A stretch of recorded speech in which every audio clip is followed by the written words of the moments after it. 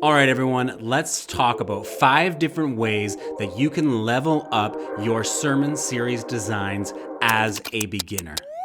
Graphic designers who freelance for churches or work full-time at a church definitely have a hard job to do. It's not easy working for a church versus working for a freelance client or even for a business. And the reason being is a church is a community and a group of people where often multiple people can make choices for the design and how it looks, as well as you're often creating content and media that is for a very wide-ranging audience. It's not just a target audience. Most churches have a collection from the ages of 0 to 100, and you have all different types of people, all different kinds of people, and all different viewpoints. So you're never just creating something for a targeted market. You are creating something for a large audience. So although it can be really fun, it can also be really challenging when it comes to getting designs approved and getting people on the same page and liking the aesthetics mixed with the messaging that goes with it. So let's dive into these 5 tips that are going to help you as a beginner get your designs approved faster. And they're going to help you become a better designer, and they are just going to help your overall look long term so that you can move from being a beginner to becoming a pro.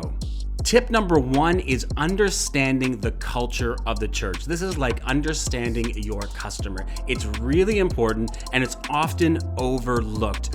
Most designers don't think like marketers or the people that are hiring them to do the work. You think as a designer, you just think, how can I make it look awesome? How can I make it look great?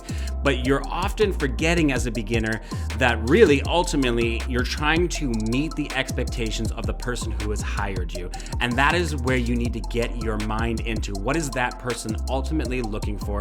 And usually that person is looking for something that really meets the culture of their church. So there's lots of different factors, but you as the designer need to start thinking about it. Am I designing something for a church that's in the city, or is it more rural? Am I designing for a younger crowd, an older crowd, or completely mixed with ages? Because that really does matter. If you're working with a traditional church that has an older population, you can't dive in and use the most up-to-date current aesthetics because they might be a bit too young, a bit too hip, a bit too bold for what that church is looking for. So ultimately, if you come to the table with those designs, they're not going to like it. And it doesn't mean that those designs are bad. It just means they don't match what the culture of the church is. So you have to do your research if you're a freelancer into understanding the churches. Comes down to asking questions of the person's hiring you. Go on their Instagram or their Facebook or their website if they have any of those and see what's been done in the past, because you ultimately do want to improve on what they've been doing and make it better, but you can't go from 1 to 100 really fast. You have to move them along as far as design aesthetics go. So really understanding your client, understanding the culture is step 1 to figuring out how to start your design approach. And this is ultimately going to make your life much easier down the line, and it's going to help you become a better designer, because you should always, as a designer, be thinking about who is your market, who is your audience, and how do I create content and media and designs that are going to speak to them, tell a story, or portray an emotion to them. Number 2, as a beginner, is to look for inspiration. Now, this doesn't mean to go out and just copy. This means to find aesthetics and design styles that you really like, that when you look at it, it pops off the page for a reason. So ultimately, what you want to do is you either want to find places or people that have designs that you really like, and then start to mimic them. Don't copy them. Don't try to place everything in the exact same spot and find the same images. Try to look at what they're doing and how they're doing it and mimic that design aesthetic, especially as a beginner. And as you do this, and as you find different people and different groups that are inspiration to you, you will start to develop your own aesthetic, and you will start to take and mix and match and remix what other people are doing, and you will ultimately find what you are good at, what you like, and what really works, and that will become your design aesthetic. So there's lots of great places, as I'm sure you know. There's Instagram, there is Facebook, there is Behance, there's so many different online blogs and galleries and artists that you can check out for finding this inspiration, but let me suggest something that's relevant to us, and that is the Church Creatives Facebook group. This is a group that as of today has 65,000 different church creatives from around the world in the group, combining and working together to help make each other better. So we have some of the, in my opinion, some of the best and the greatest artists in this group already. So just by simply becoming a member of the group and looking at what others are posting, you're gonna see some top-notch 10 out of 10 work being done, both on video and in graphic design. And so go through the group and engage with it every single day, and you will see amazing content. You'll see what people even react to, and you'll hear stories about how those designs came to be and why they worked and how they got approved really fast. And you'll be able to learn by watching and following those people and mimicking their designs, and you will see great work being done, and you can learn from that. You can always check out the Visual Media Church Sermon Library, which we have 5 different contract designers as well as our own internal team that create designs there.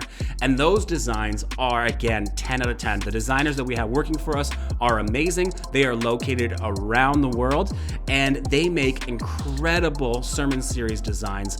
It's because they have, one, lots of experience and great design aesthetic, and they know how to create church media sermon designs that really get approved fast and that work for most contemporary churches. So check out either the Facebook group, or you can check out our site and you can see what great work is and start to mimic and use some of those designs. And if you want, and if you already are a member on Visual Media Church, you can download those templates, and then you can pick through how those artists set up that work. So you'll be able to go through the layers, see how they've done things, how they've color corrected, how they've cropped, how they've painted, and how they've erased and moved things around, and you'll be able to see how they build their projects, and then you can mimic that into your own work.